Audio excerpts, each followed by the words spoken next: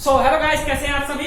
मेरे पास है ना कुछ बच्चों के डाउट्स आए कि भाई मैं ना डे प्लान नहीं कर पाता हूँ, मेरा जो है ना कंसिस्टेंसी नहीं बनी रहती है कि किस तरीके से पढ़ना है, कब क्या पढ़ना है, इस तरीके में मुझे प्रॉब्लम होती है। सर मेरी थोड़ी सी हेल्प करिए कि भाई मैं जो है अपना प्लान कैसे बनाऊं, किस तरीके से मैं एग्जीक्यूट करूं, किस तरीके से मैं डेली का जो है शेड्यूल बनाऊं और उसके हिसाब से पढ़ूं। आप मुझे बना कर दे दो। तो देखो बच्चों, इसका मेरी तरफ से एक ही जवाब रहेगा, आपका डे है ना कोई और प्लान नहीं कर सकता। आपका डे, आपका दिन भाई आप अपनी लाइफ को अपने हिसाब से जानते हो, आपकी एनर्जी कितनी है आप अपने हिसाब से जानते हो, आप कितनी देर बैठ सकते हो एक साथ वो आप जानते हो। तो कोई और कैसे डे प्लान कर सकता है। सो मैं जो है हेल्प कर सकता हूं कि भाई किस तरीके से डे प्लान करना चाहिए। मैं आपको मेथड बता सकता हूं जो लगभग सभी बच्चों के लिए सूटेबल होता है। सो मैं उसी के बारे में डिस्कस करने वाला हूं। लेट्स अज्यूम क्लास 10th का बच्चा है और क्लास 10th के बच्चों के मुझे पता है कि 6 सब्जेक्ट है। अब 6 सब्जेक्ट है मेरे पास, Hindi English math science Hindi English math science SST, ये मान लो 6 सब्जेक्ट है। अब इस 6 सब्जेक्ट में हर किसी को पता है कि भाई किसका कितना पोर्शन वीक है, कितना स्ट्रॉन्ग है। तो मान लो मैं 6 सब्जेक्ट लिख देता हूँ। साथ के साथ ध्यान से देखना पूरी वीडियो को, तब समझ में आ पाएगा, अंडरस्टैंड कर पाओगे इसकी वैल्यू को।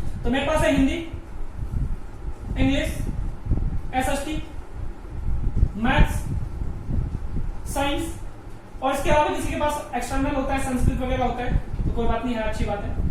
अब देखो ये 6 सब्जेक्ट है। अब इस 6 सब्जेक्ट में हर बच्चों को खुद को पता होता है कि उसका कौन सा पोर्शन वीक है, कौन सा पोर्शन स्ट्रॉन्ग है। अब मान लो कोई बच्चा मैक्सिमम की प्रॉब्लम रहती है, भाई मैथ साइंस मेरे से ना बहुत वीक है, और जनरली होता भी है भाई, बहुत मेहनत चाहिए होता है, समय ज्यादा चाहिए होता है, तो मैथ साइंस को थोड़ा ज्यादा समय चाहिए और बाकी सब्जेक्ट को थोड़ा सा कम समय चाहिए। तो आपको क्या करना है, आपको ये डिसाइड नहीं करना कि डेली जो है मुझे इतने, मतलब कि डेली जो है मुझे सुबह 6 से लेकर 7 बजे तक पढ़ना है, 8 बजे तक पढ़ना है, या 3 घंटे 4 घंटे पढ़ना है। इस तरीके से डिसाइड नहीं करना। आपको ये डिसाइड करना है एक सब्जेक्ट को कितना टाइम देना है, लेकिन ये डिसाइड नहीं करना कब टाइम देना है। कब टाइम देना है ये मत डिसाइड करो, ये अपने हिसाब से, अपनी रिक्वायरमेंट के हिसाब से। ये मैं आपको बिल्कुल नहीं बताऊंगा कि भाई सुबह में पढ़ो शाम को पढ़ो। मैं बता सकता हूँ कि हाँ इस टाइम पे प्रोडक्टिविटी आपकी हायर होगी।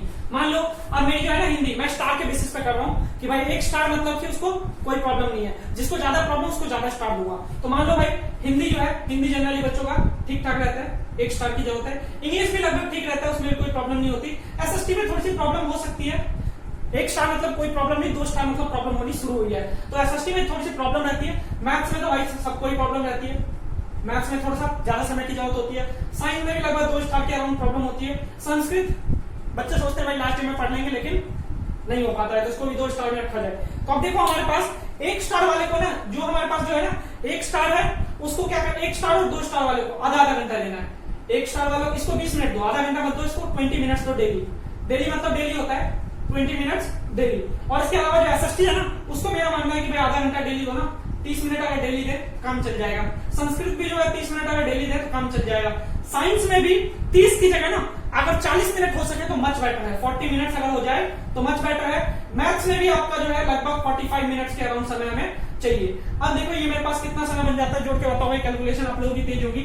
मैं जोड़ता हूँ 5 2 2 4 4 3 7 7 4 11 11 और 4 15 15 3 18 भाई 185 मिनट। 185 मिनट यानी कि 3 घंटे 5 मिनट,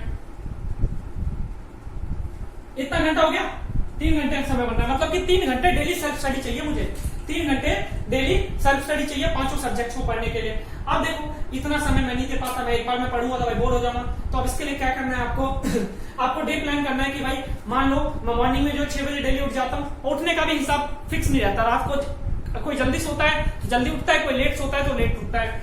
तो उसके हिसाब से देखो आपको ये डिसाइड हो गया कि इतना टाइम देना है। अब सबसे पीक टाइम पे, मतलब पीक टाइम की बात करो, प्रोडक्टिव टाइम। जैसे मान लो मॉर्निंग में मैं उठा, मॉर्निंग में उठने के बाद में मेरा माइंड बिल्कुल फ्रेश है। अब माइंड फ्रेश है तो मैक्सिमम बच्चों का चांस होता है कि भाई मैं ना मैथ्स और साइंस पढ़ूंगा जो टफ सब्जेक्ट है। तो भाई उस टाइम में ना टफ सब्जेक्ट कभी नहीं उठाना चाहिए, ये बच्चे गलती करते हैं। गलती क्या है, अब भाई मॉर्निंग टाइम पे मेरा मूड बहुत बढ़िया है, मजे से मैंने उठाया भाई साइंस उठाया। अब साइंस उठाने के बाद जो है ना भाई मुझे कुछ समझ में नहीं आया और मेरे को लगा भाई क्या मैं पढ़ रहा हूँ, अंडरस्टैंड नहीं होगा मुझसे, पटक के साइड में रख दिया। अब उससे क्या हुआ, आपका दिमाग खराब हो गया, पूरा दिन आप नहीं पढ़ोगे, फिजिक्स के बारे में सोचते रहोगे यार पहली बार में नहीं हुआ, अब आगे क्या होगा। तो इसलिए कहता हूँ कि भाई उस टाइम पे ना कुछ भी नहीं उठा, मतलब मैथ साइंस तो बिल्कुल नहीं उठाना। जो आपको जो ज्यादा प्रॉब्लमेटिक है आपको उठाना है आसान सब्जेक्ट। जैसे मान लो एसएसटी इंग्लिश जो स्टोरी वाली कहानी होती है तो वो पढ़ा जा सकता है बड़े प्यार से। एसएसटी इंग्लिश मॉर्निंग में ना एसएसटी इंग्लिश दोनों पढ़ा जा सकता है, और चाहो तो साथ में हिंदी में पढ़ सकते हैं। 30 और 40 70 मतलब कि 1 घंटा 10 मिनट। आप क्या करना है, एसएसटी पढ़ा आधा घंटा, आधा घंटा एसएसटी पढ़ने के बाद में थोड़ा सा गैप ले लिया, आधा घंटा एसएसटी पढ़ने के बाद थोड़ा सा गैप ले लिया। गैप में क्या ले लिया भाई कि मान लो पहले उठते के साथ ही ना थोड़ा सा ब्रश किया और फिर पढ़ लिया। पढ़ने के बाद है ना मतलब आधा घंटा पढ़ लिया, फिर उसके बाद अगर मान लो इंग्लिश में पढ़ा जाता है तो ठीक है, नहीं तो एक्सरसाइज वगैरह करने के लिए निकलते हो निकल जाओ, और एक्सरसाइज वगैरह करने के लिए आओ। आने के बाद जो है स्नैक्स लेते लेते, स्नैक्स खाते खाते जो है हिंदी की कोई स्टोरी पढ़ लो, कोई भी चैप्टर पढ़ लो, या फिर इंग्लिश की कोई स्टोरी पढ़ लो। अगर स्टोरी पढ़ा नहीं जाता ना सुन लो। कई सारे यूट्यूबर्स हैं जो मतलब जिन्होंने डाल रखा है, काफी एफर्ट लगा रखा है, तो उनकी जो है आप जो है ना सुन लो, वीडियो सुन लो, साथ में देख लो, तो वो भी आपके लिए हेल्पफुल रहेगा। क्योंकि इंग्लिश हिंदी में स्टोरी की बात कर रहा हूँ, ओनली स्टोरी की। इसके 10 से 15 मिनट में आप स्टोरी सुन लोगे। जितना आधा चैप्टर सुना जाता है आधा ही सुनो, जरूरी नहीं एक दिन में पूरा चैप्टर खत्म करना है, जितना सुना जाता है उतना ही सफिशिएंट है। अब उसके बाद क्या करना है, फिर उसके बाद आपको खाना वाना खाया, खाना वाना खाने के बाद थोड़ा सा रेस्ट किया, रेस्ट करने के बाद उठो, और फिर उसके बाद जो है ना जो आपका टफ सब्जेक्ट है मैथ साइंस जो भी, क्योंकि रेस्ट करने के बाद आपकी एनर्जी रिस्टोर हो जाएगी। फिर उसके बाद जो है ना मैथ साइंस में से कोई उठाओ, मान लो आपने साइंस उठाया या मैथ उठाया। अब मैथ जो है 45 मिनट से लगातार मत पढ़ो, आप 30 मिनट पढ़े, 30 मिनट के बाद थोड़ा सा गैप ले लो, गैप लेने के बाद 15 मिनट फिर से पढ़ो। जितना बनता है उतना ही बनाना, ज्यादा नहीं बनाना, ये कंसिस्टेंसी बनाए रखना है आपको, कंसिस्टेंसी स्टार्टिंग फेज में। बाद में तो भाई जब प्रैक्टिस हो जाए आपकी बैठने की, फिर तो आप टारगेट फिक्स करो, टाइम फिक्स मत करो, फिर टारगेट फिक्स करो कि मुझे इतना खत्म करना है, चाहे टाइम कितना भी लग जाए। अभी स्टार्टिंग में टाइम फिक्स करना है, टारगेट फिक्स नहीं है। लास्ट में क्या करेंगे, टारगेट फिक्स करेंगे, टाइम फिक्स नहीं करेंगे। सो 45 मिनट्स मैथ्स का निकाला, देन उसके बाद फिर दोपहर हो जाएगा, दोपहर में भाई फिर लंच वंच लेंगे, लंच वंच लेने के बाद फिर दोबारा थोड़ा सा रेस्ट लेंगे, फिर उसके बाद उठने के बाद फिर थोड़ा सा उठने के बाद जो है संस्कृत अगर दौड़ाते हो, संस्कृत में 30 मिनट की भी जरूरत नहीं होती है, हालांकि 20 मिनट पढ़ोगे वो भी सफिशिएंट रहेगा। तो उसको पढ़ने के बाद फिर उसका खेलने के लिए निकल जाओ, खेल कर आओ भाई, साइंस पढ़ लो, खेल के आने के बाद साइंस पढ़ लो, और फिर उसके बाद इस टाइम तक आप जो है थक भी चुके होंगे। फिर उसके बाद रात का समय हो जाता है, थोड़ा सा टीवी भी देखना होता है, टीवी वगैरह देखो, और उसके बाद फिर खाना वाना खाओ। खाना वाना खाने के बाद जो दिन भर किया है ना उसको एक बार रिकॉल कर लो, और बुक नहीं खोलना, मन में जो कुछ भी, और अगर डाउट आ रहा है कुछ तो फिर थोड़ा सा खोल लो। तो उससे और उसके बाद अपने ये मतलब बस यहीं पे खत्म नहीं करना, और एक डायरी साथ में रखो, और डायरी साथ में रखने के बाद है ना उसको डेली आपने ना अपने आप को मार्क्स दो कि भाई मैंने जो है ना इतना काम असाइन किया था, उसमें से मैंने इतना काम किया है। 10 में से मार्क्स असाइन करो कि भाई मान लो ये इधर डाल देना डे, इधर डाल देना डे, और इधर डाल देना मार्क्स। अब पहले दिन आपको मान लो आप चाह रहे हो 10 में से आपको 5 मार्क्स मिले, उससे अगले दिन 10 में से 6 मार्क्स मिले, फिर उसके बाद 4, फिर उसके बाद 7, फिर उसके इस तरीके से ग्राफ बनता जाएगा।